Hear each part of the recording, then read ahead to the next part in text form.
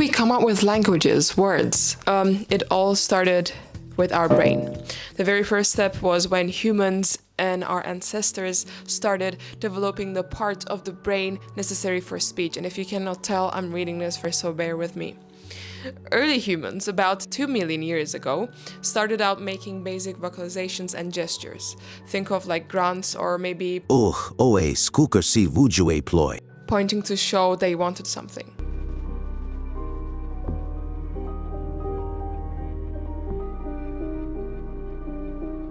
As humans evolved, our brains got better at handling more complex ideas and making a wider variety of sounds. Imagine, it would be like pure chaos, just because you don't know when the sentence ends, you don't know when someone wants nothing, there's like, how do you even reply back? Everyone would be making sounds. But it's just so interesting to think about how we started labeling some objects, some emotions as words, and then once we had the words, and then we had languages, we had cultures associated with it, and then we had accents and then dialects. Yeah, it's fascinating. So, tools and teamwork. Some scientists think that our need to work together, especially when making tools, pushed us to create better ways of communicating. You see, it's all about needs, because we need something. Humans are greedy. If we didn't need something from each other, I don't think we would have come up with the idea of communication. Imagine two people trying to hunt or make something. Yeah, imagine, go back in time. How do you even imagine those people? Think about them. That they need to share some information, right? That could have driven the development of language. It says could have because we don't know for sure. Speaking sounds and gestures. About 1.8 million years ago, when Homo erectus started using vocalizations that were more sophisticated. They probably combined grunts with heart gestures, creating a type of simple communication system. And then, about 100,000 years ago, when Homo sapiens really started to come into the picture, we became good at abstract thinking. You know, like abstract thinking, like Jackson Pollock, you know, his paintings. Oh, what an abstract painting. I hate him. I hate him with my whole heart. I had to say it. Okay, so we became good at abstract thinking. This is when symbolic thinking emerged, the ability to use sound or gesture to represent an object or idea. Think of cave paintings or carvings that early humans made to tell stories or keep track of things.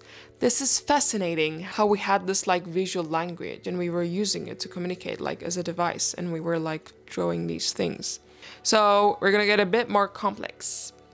Around 50,000 to 70,000 years ago, humans had developed what we think of the beginnings of grammar. It wasn't just random sounds anymore. There was a structure, ways of putting words together to talk about past, future, and the complex stuff happening in people's minds. This was the point where language became powerful enough to support cultural development, art, religion, trade, and everything else. Wow. Language is gonna do a lot for us.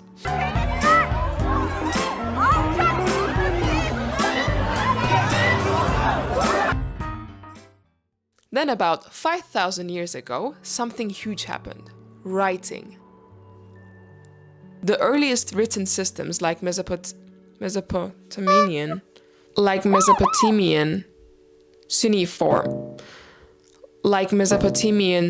you know what? I'm not gonna try to pronounce this whole sentence because English is not my first language, as you can tell, so I'm just gonna put it here. Mesopotamian cuneiform. And if I try to pronounce this, I'm gonna get bullied, so I don't wanna get bullied. So started recording ideas, stories, and data. This took language to a whole new level because you could now preserve thoughts for future generations. Believe it or not, yeah, they were thinking about future generations. Yeah, they were good people. Do we think about future generations?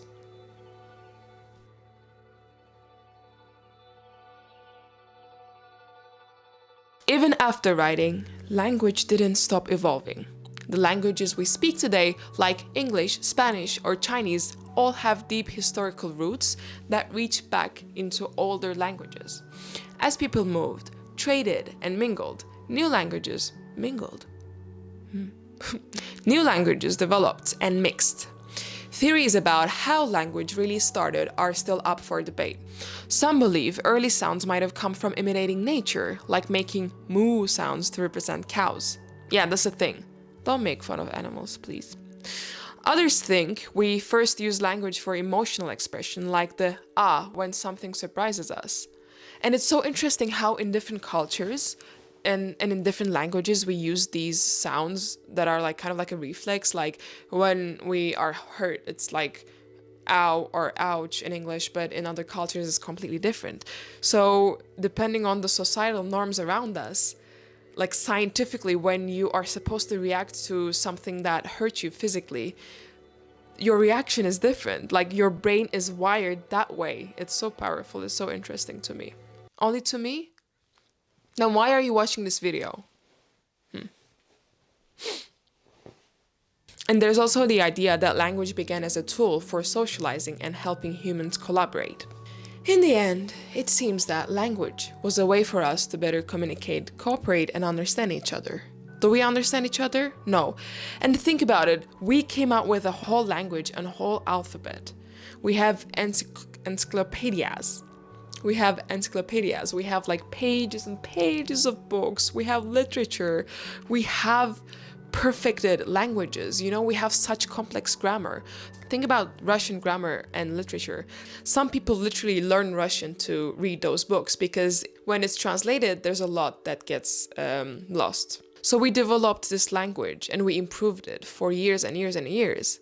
And like, remember how we were texting each other in 2000s and 2010s? Like, we were taking out some random syllables. We were just breaking apart the words.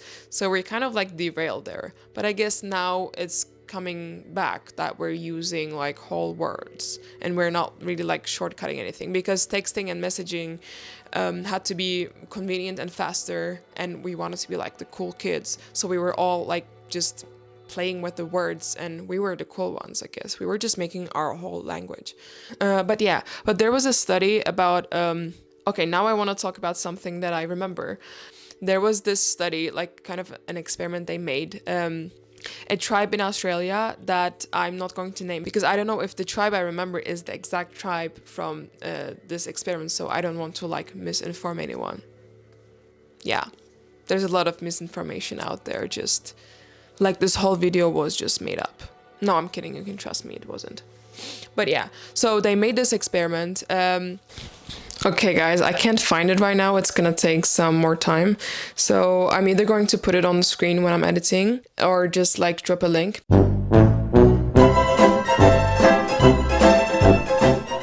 Okay guys, so I might have gotten a little carried away with the whole language thing. It was really interesting.